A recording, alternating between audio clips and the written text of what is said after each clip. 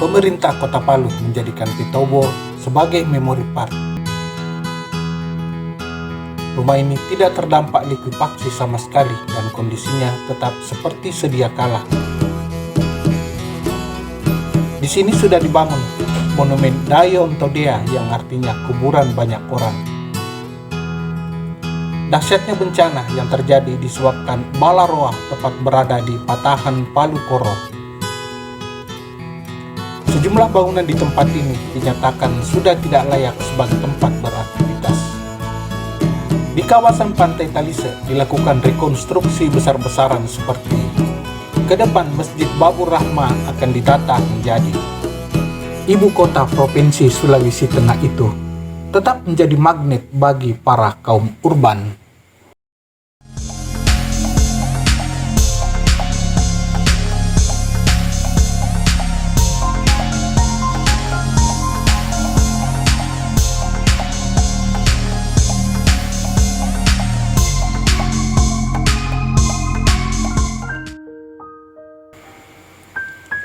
Pemirsa, sore itu 28 September 2018. Senja baru saja menepi seiring tenggelamnya matahari di Gunung Gawalise di bagian barat Kota Palu, Sulawesi Tengah.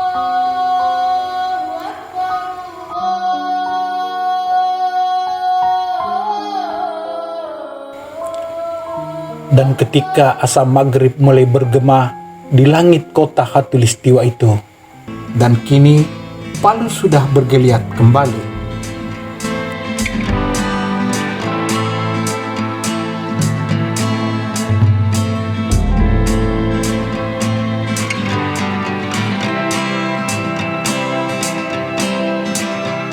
Fasilitas umum yang dulu rusak sekarang sudah diperbaiki. Badan-badan jalan yang dulu hancur kini sudah mulus. Kehidupan masyarakat kota khatulistiwa itu pun sudah kembali normal. Bahkan dari berbagai informasi yang kami himpun, jumlah penduduk kota Palu sekarang dari hari ke hari terus bertambah. Ibu kota Provinsi Sulawesi Tengah itu tetap menjadi magnet bagi para kaum urban.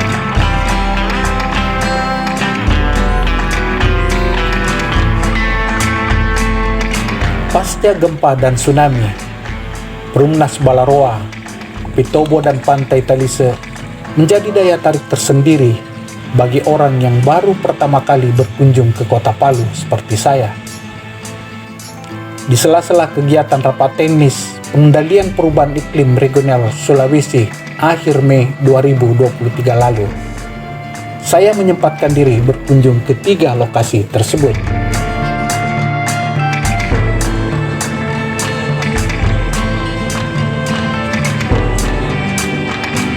Halo pemirsa, saat ini saya sedang berada di salah satu tempat yang sangat bersejarah bagi Kota Palu, yaitu di Petobo. Seperti yang kita lihat ini, sekarang ini sudah ditata menjadi wisata sejarah di Faksi Kelurahan Petobo. Disinilah salah satu pusat gempa yang sangat banyak menimbulkan korban pada saat gempa beberapa tahun lalu yang melanda Kota Palu ini atau Provinsi Sulawesi Tengah ini.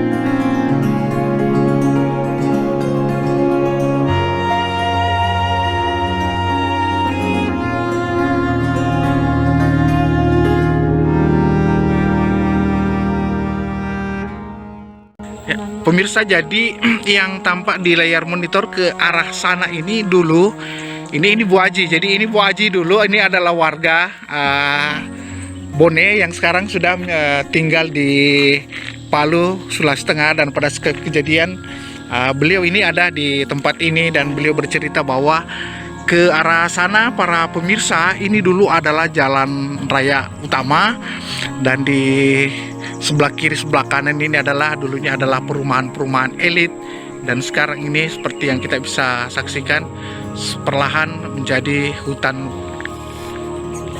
Oh iya. Pemirsa, saya ingin coba untuk mengambil fokus satu masjid yang saat ini sudah berada di, anggaplah dia di tengah hutan belukar yang ada sekarang ini. Dulu adalah masjid yang ada di kompleks Petobo ini, atau di kawasan Petobo ini. Sudah beberapa tahun terjadi, tetapi saya bisa merasakan betapa mengharu birunya, betapa suasana yang mencekam ketika bencana itu terjadi beberapa tahun yang lalu di tempat ini. Ini masih bisa dilihat pemirsa, ini adalah jalan yang terpotong yang dibawa di sana, masih bekas aspal, termasuk tiang-tiang listrik ini masih tampak yang tumbang. Dan ke arah sana pemirsa, ini adalah jalan yang menghubungkan tadi, dan sekarang sekali lagi lokasi ini sudah menjadi lokasi wisata sejarah. Ya, jadi pemirsa, yang rumah yang tampak di layar ini boleh dikatakan adalah satu-satunya rumah yang tidak hancur sama sekali dan tetap seperti kondisi yang ada sekarang. Suatu hal keluar biasaan, rumah ini bisa bertahan di tengah guncangan yang meluluh lantahkan wilayah Patobo ini. Pemirsa, sejak bencana pencairan tanah atau likuifaksi di Petobo, pemerintah Provinsi Sulawesi Tengah menetapkan kawasan ini sebagai zona merah untuk pemukiman. Untuk memperingati tragedi memilukan itu, di lokasi ini dibangun monumen yang diberi nama Dayo Mtodea. Dayo Mtodea adalah bahasa Kaili, salah satu etnis di Sulawesi Tengah, yang berarti kuburan banyak orang.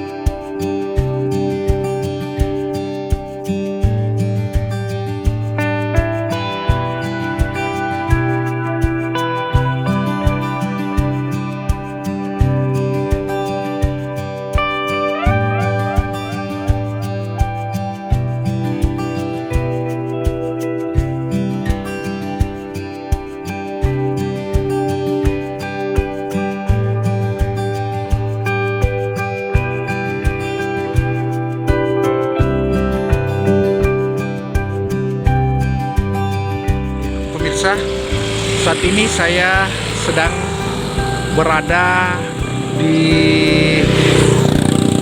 Balaroa, yang dulu tempat ini tanah bergeser, dan seperti inilah pemandangannya. Rumah-rumah dulu yang berdiri megah di tempat ini kondisinya sangat memprihatinkan, dan sekarang sudah ditumbuhi dengan semak seperti yang tampak di layar para pemirsa.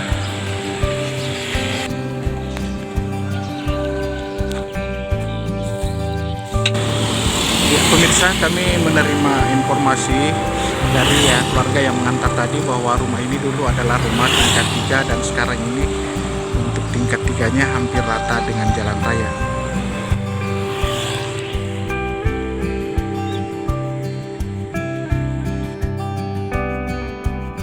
Setelah mengabadikan beberapa momen di tempat ini, saya melanjutkan perjalanan mengitari kawasan Balaroa.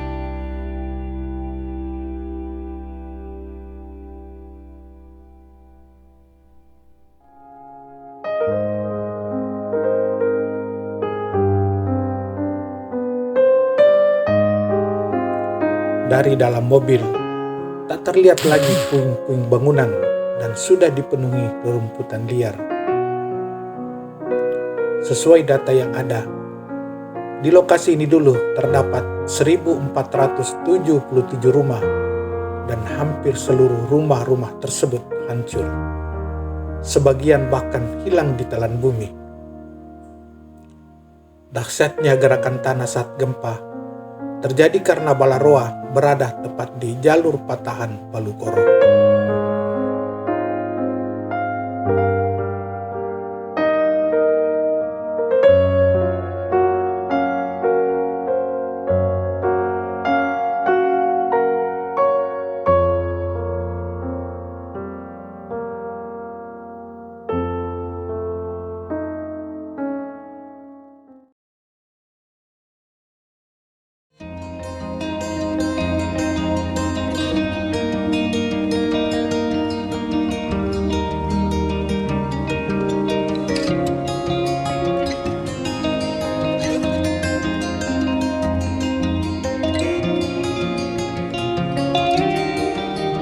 Inilah Pantai Talise di pesisir Teluk Palu.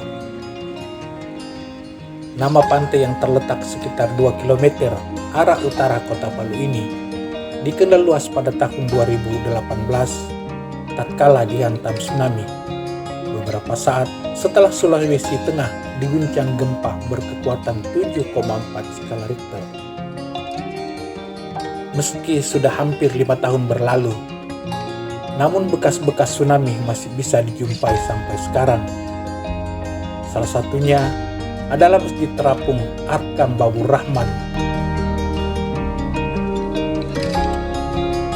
Sebelum terjadi tsunami, masjid ini berjarak sekitar 30 meter dari bibir pantai yang dihubungkan dengan sebuah jembatan kecil. Namun sekarang, badan masjid dengan bibir pantai sudah menyatu.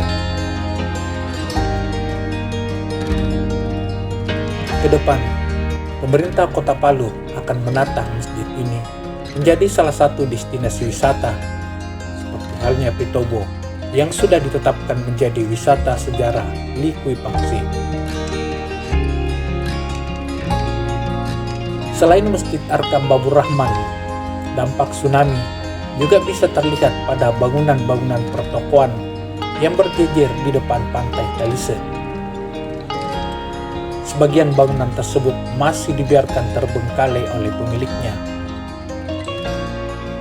Sumber lain menyebut bangunan-bangunan ini sengaja dibiarkan karena sesuai hasil pemeriksaan instansi terkait dinyatakan sudah tidak layak sebagai tempat beraktivitas. Pada saat saya berkunjung ke pantai Talise, sebuah bangunan yang menjadi akses ke tempat parkir salah satu pusat perbelanjaan menarik perhatian saya. Dari bangunan inilah dahulu diabadikan detik-detik gelombang tsunami menerjang pantai Talise yang beredar luas di masyarakat.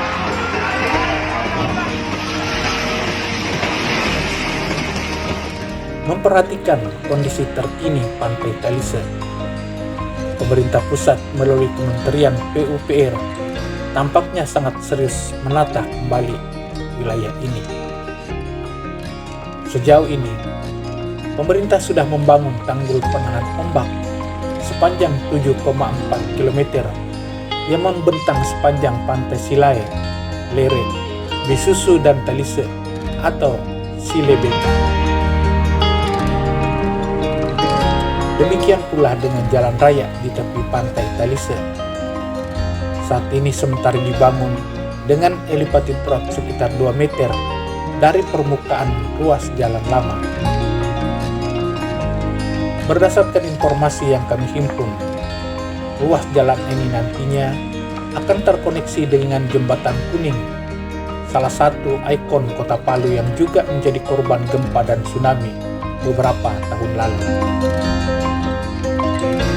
Sebagai bagian dari mitigasi bencana, pemerintah Kota Palu juga sudah memasang rambu-rambu jalur evakuasi ketika terjadi tsunami.